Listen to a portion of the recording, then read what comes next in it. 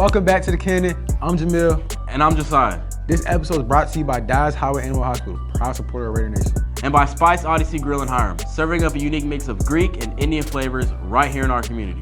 We got a different kind of show for y'all today. We got a taste test with our friends at Spice Odyssey Grill. And Fourth Degree, where the wings and questions get hotter and hotter. But first, let's get you caught up with everything happening across Raider Athletics. MJ, take it away.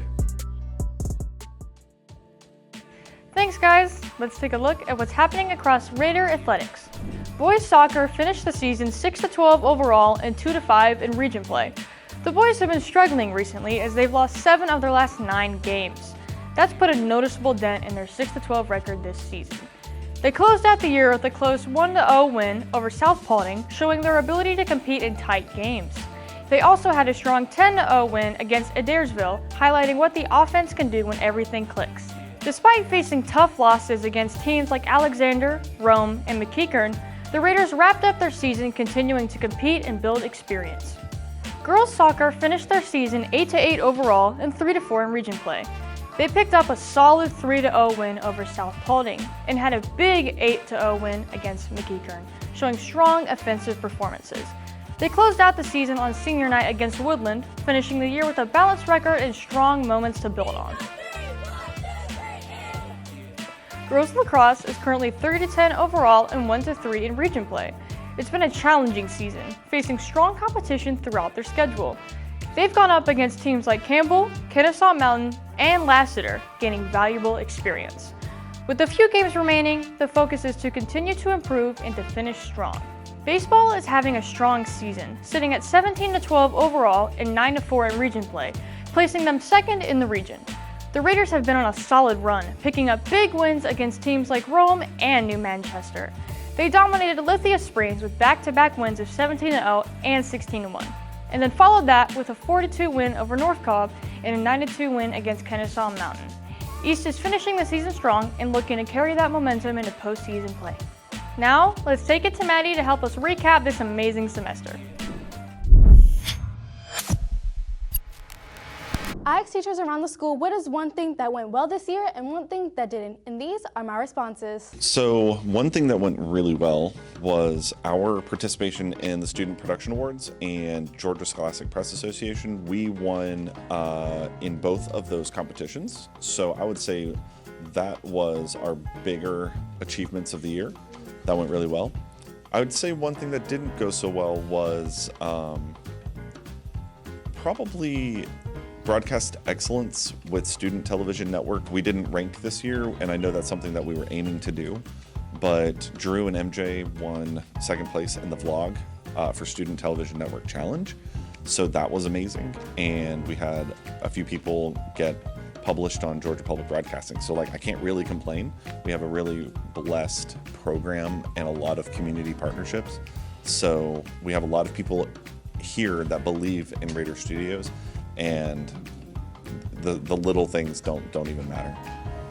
So the one thing that I think went well this year with our DECA program is that we reached all of our campaigns and all of our membership drive. Our largest chapter this year is 416 members. We've never had over 400 members, so I was very excited to do that. And then one thing that I was sad that didn't happen is we did have a state officer candidate for Georgia DECA. She didn't make it, but then that didn't let that discourage her and went for our district officer, and she did get that. So we always have a fail forward mentality, and anytime you don't succeed, you just fail forward and do better the next time.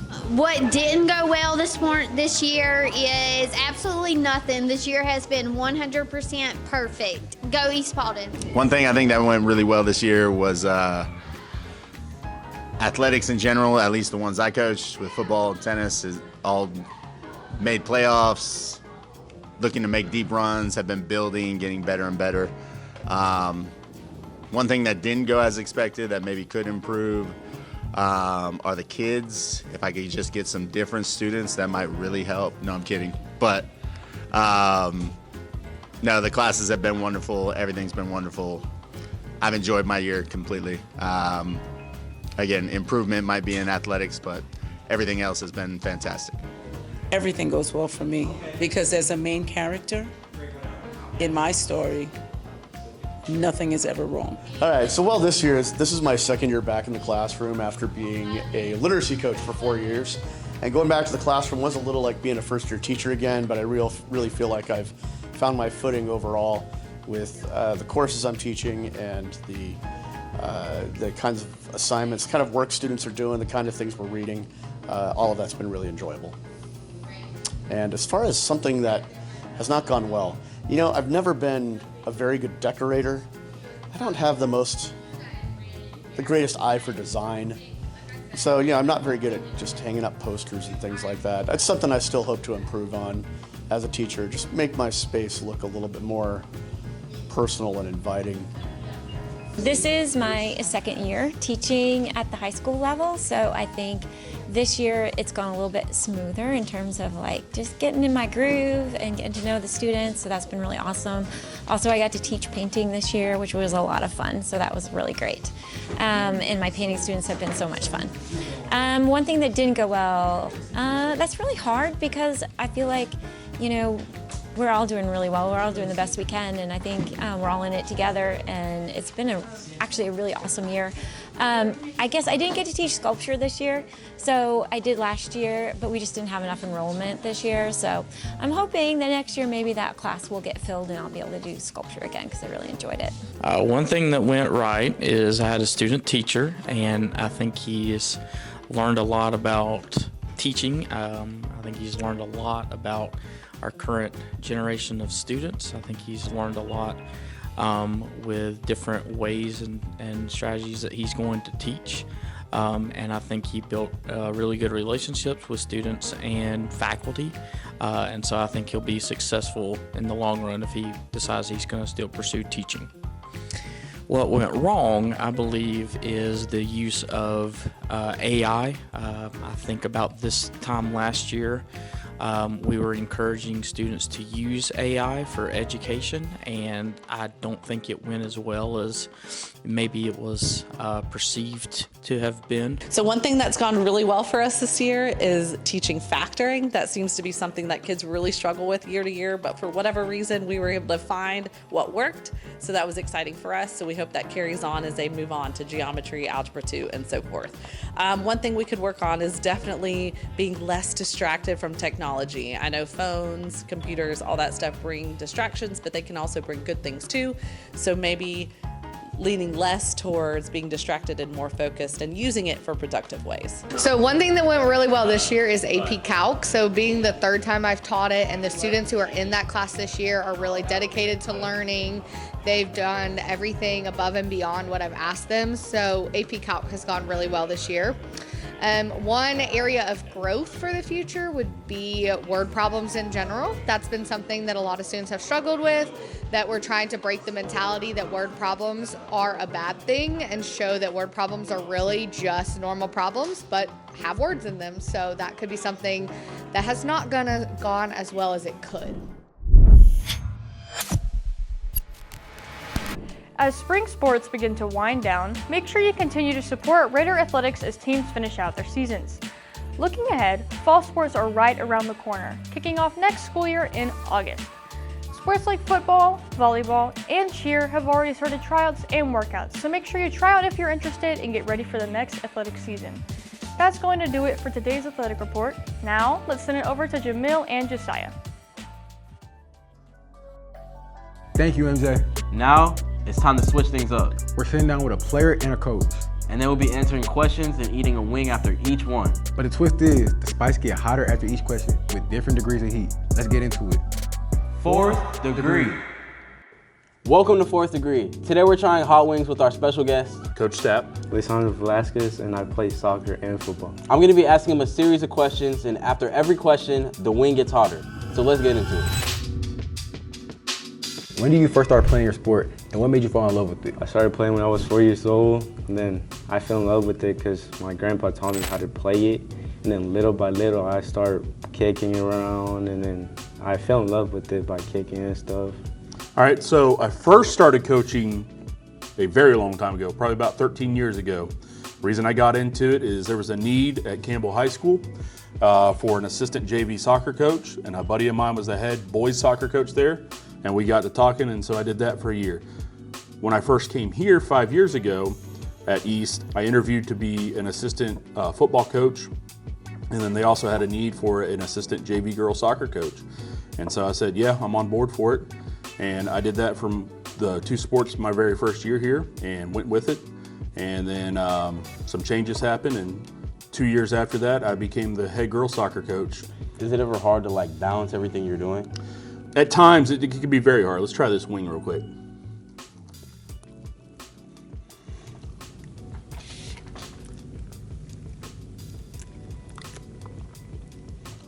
I mean, probably the biggest challenge is, on a coaching standpoint, is you got 30 girls to look after. With that, you also got all their parents and everything to make sure they're looked after too, and always kept on in good fashion as well. But it can be very difficult at times, but at the same time, it also can be very fun. What's something you had to adjust about your game this season, and how did you come through it? This season I had to adjust by taking the step up from last year because we had a lot of seniors, so I was counting on them last season, but this season I had to count on myself on doing the things our seniors were doing that last year, so I had to adjust from that and fix my mistakes during games, watch highlights, and see what I can improve with the next game. So I think every year you have to make adjustments. If you don't, then you're never going to get any better. Yeah. Whether it's how you coach as a person and how you approach different situations, whether it be your players or situations within the game itself. But if you don't make either minor adjustments every year or some type of adjustment every year to get yourself better and your team better, then there's really no point in you being a head coach or a coach at all. What do we got here? What was this one? This was Tabasco. Tabasco? All right, we'll see how hot it is. Let's try this. The red hot was not that hot. Just got a little bit more spice to it. Yeah, more flavor. Very peppery. But not spicy at all. It's getting up there. Yeah. Get a little drink here. Stay with me, Josiah. I'm not going anywhere. Yep. Here we go, buddy. How do you handle pressure, either through losing, injuries, or teammates? The way I handle pressure is just by calming down and not letting pressure affect how I play, and injuries. I really just focus on working on the injury and then fixing the injury so I can be better for the next game. I got teammates who keep their heads up during the game, and then we won the game because we did that. So it's a good question, actually. We had a very serious injury with a player earlier this season, and you got to figure out a way to fill that spot now because she's out for the whole season with her injury. So, I mean, you got to have girls that are willing to step up, which luckily we have had girls this season willing to step up. Luckily for her, the girl that injured, she's been a fantastic supporter for our team and a great cheerleader on the sideline. So really, I don't feel like we lost much of a step. I mean, obviously losing her field play hurt us a little bit, but like I said, we had girls step up over the season, and it helped us out a ton. So I think it's important that you always have somebody that's willing to fill in that gap for you. So try this next hot shot. Let me go first this time. The first two aren't that bad. We're gonna try, what is this? Walker's Wood Seriously Hot Jamaican. You said it's 300 Scoville unit? 300,000. 300,000 Scoville? Okay. 300,000. We went from 3,000 to 300,000. Yes, quite a leap. All right, here we go.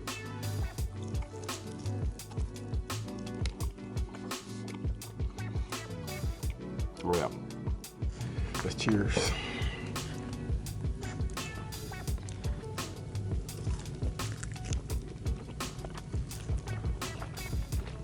A little sweat going on here now. Nah, for me at least. Ah, there it is on the tongue. Now it's hitting. All right. Well, my nose is all cleared out. And that sounded like a shockwave through my head. I like the taste of it. Nah, I got Tabasco over that. All right, so we tried 3 of them so far. I will say this one back in after about 30 seconds is definitely definitely taking the cake And it's of the still other growing, two. too. It's still growing. Yeah, it hasn't left yet. I think flavor-wise, this is still my favorite, the Frank's Red Hot. But at least I could tell it. This one just tasted like pepper to me. Yeah. Tabasco. That one was.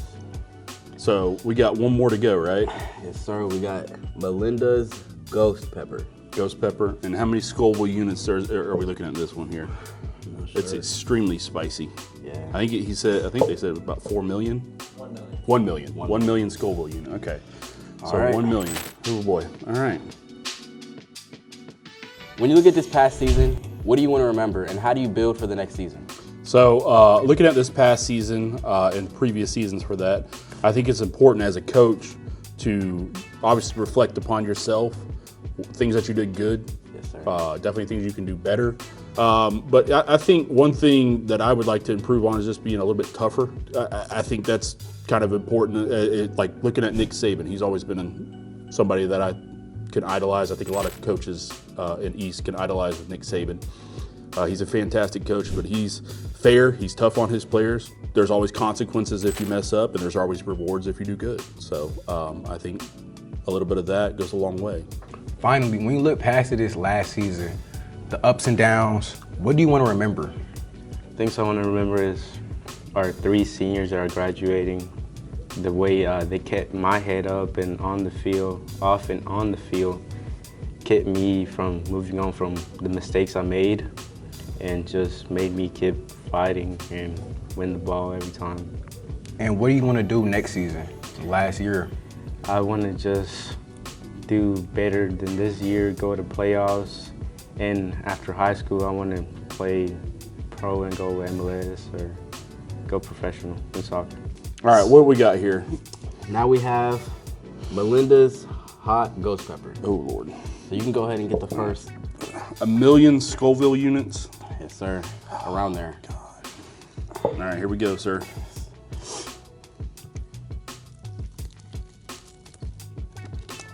Oh, yep. There you go. Cheers.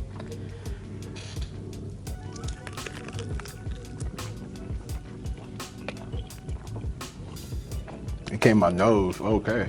That one's by far the highest now that I'm really starting to feel it. But I will say this one has the most taste to it. Yeah. How you over there? Feel it. I see the sweat off. I see the sweat on you. So out of all the hot sauces, like what would you rank them? Top one, I'll say, favorite one was this one. I rate that one an 8 out of 10. I rate this one 10 out of 10. 10 out of 10? Yeah, spicy, but I like the taste of it. And I didn't really like this much, it was too sour. So like a good 5 out of 10. And then this one like a 6 out of 10. Thank you so much for your time. Yeah, man. And I hope to see you again. Yeah, anytime. Appreciate y'all. That's gonna do it for 4th degree. Thank you, Lisandro, and I wish the best of luck for the rest of your season. 4th degree. All right, after those wings, I think we need a refresher. Spice Odyssey blessed us and brought some of their fan favorite foods into our studio for us to try. So let's get into it.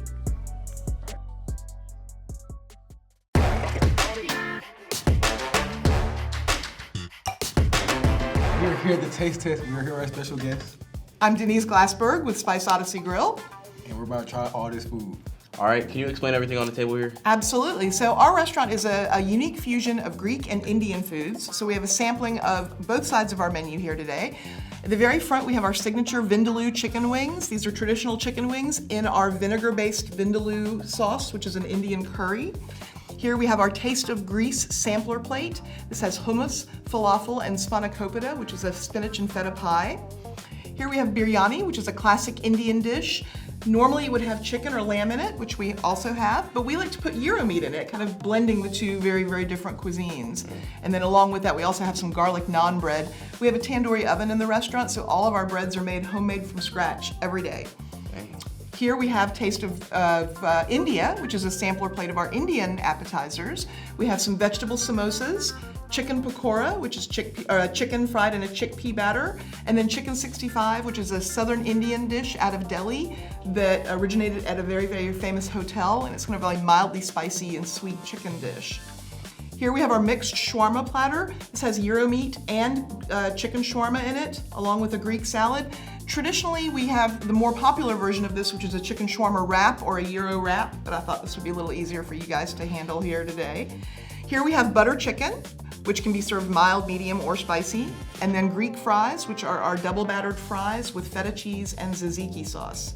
And then we have an amazing assortment of desserts, but I just brought you guys a couple of things to try. We have our Oreo cake, which is 3 layers of cake, alternating chocolate and vanilla cake with an Oreo mousse. Red velvet cheesecake, which is 2 thick layers of red velvet cake with a cheesecake layer in the middle. And then our pistachio baklava, which is a Turkish style baklava.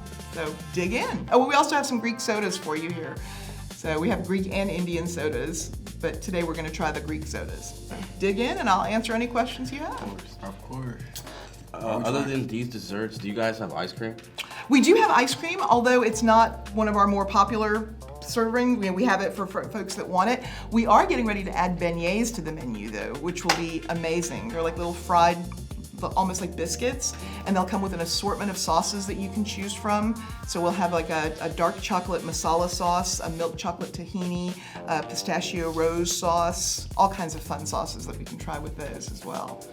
But our cake display is amazing. We usually have about 10 or 12 cakes in there, and sometimes we have folks that come in just for dessert. So. Red velvet look real good. All right, what would you like to eat first, man? Wanna try the wings? Yeah. All right, we got the vindaloo wings next. It looks real hot, but it's mild, right? These are mild. You can get them spicy as well. It's up to you. Vindaloo naturally has a little bit more of a kick to it, so I would say of all of our gravies, it's the least mild, even in mild form. It's a vinegar-based sauce, so give it a shot. Yes, ma'am.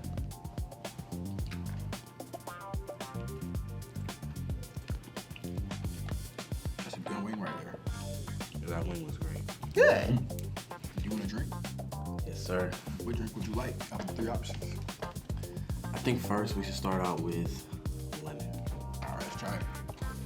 So these are Greek sodas. They're fruit juice based. So they actually have up to 10 to 20% fruit juice in the soda, and it's a lighter, more refreshing kind of soda experience than we're traditionally used to here. All right, you want to cheers that?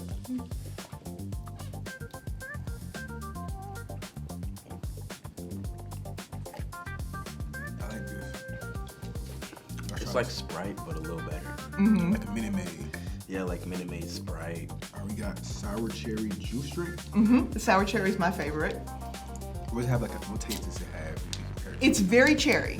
And I guess it's hard for me to describe specifically because I grew up in Turkey, and so sour cherry juice is a very common fruit juice. We don't really get a lot of that here in the US. So for me, it was a very familiar taste. All right, want to cheers again? Yeah.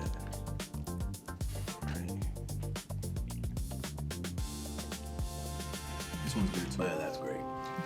Just like It's hard to describe though, isn't it? Yeah, I can't really describe it. you got like a mix of flavors. Like It's really fruity though. Yeah. All right, we got our last option, orange juice drink. All right. Oh.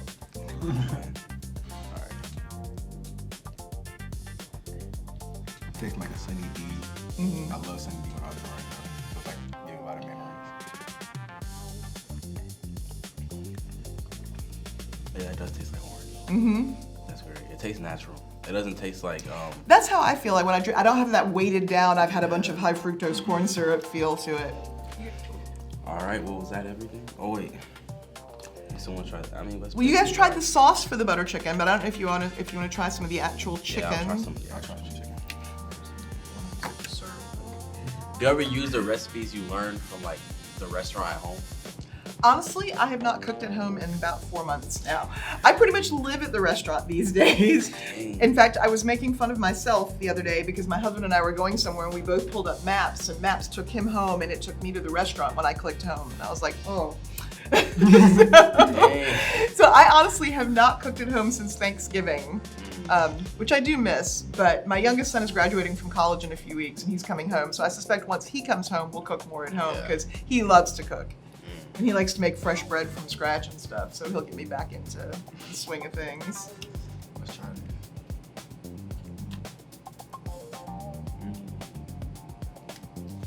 Yeah, the butter chicken's very popular. Like I said, it's very similar to the chicken tikka masala. Chicken tikka masala just has some different spices in it. And then we also do that with lamb or shrimp or tilapia or any variety of options. All right, that looks like it'll be it for our taste test challenge. Thank you so much for showing up. Thank you guys for having us and giving our food a try, and we hope to see you at the restaurant. Where can they find y'all at? We are in Hiram in the Paulding Commons Shopping Center, right next to the Academy sports store. So very, very easy to find. Big sign says Spice Odyssey Grill. Make sure I go get some Spice Odyssey Grill. Yes. That's gonna do it for today's episode of The Canyon. We sat down with Lisandro and Coach Stapp in 4th degree. They went through the wings as they got hotter and they kept it real. And we tried Spice Odyssey Grill. Their food was a 10 out of 10. Y'all should definitely go check it out. But as we close, shout out to our friends at Dallas Highway Animal Hospital and Spice Odyssey Grill in Hiram for supporting the Raider Nation. I'm Jamil. And I'm Josiah. And this is The Cannon.